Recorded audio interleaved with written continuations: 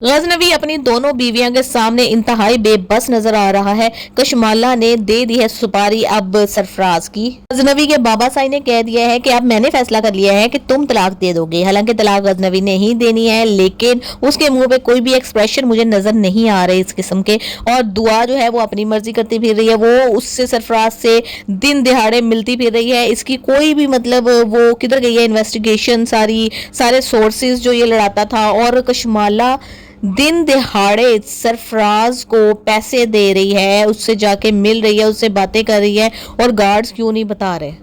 जाफर के पास सारे सबूत मौजूद हैं, लेकिन जाफर काफी किस्तों से खामोश है। समझ में नहीं आ रहा कि वो कब जाके बोलेगा।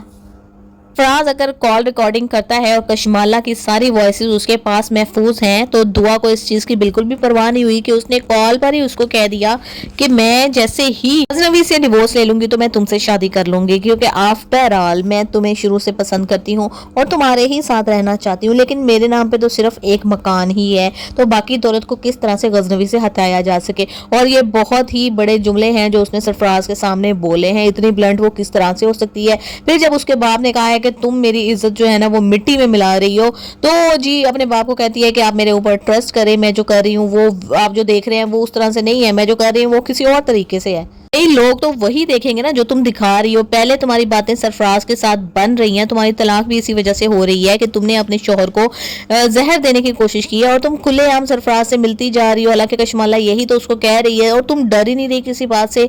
तुम्हें ये पक्का यकीन है कि जो तुम्हारा शोहर है वो तुम्हें कभी भी तलाक नहीं देगा।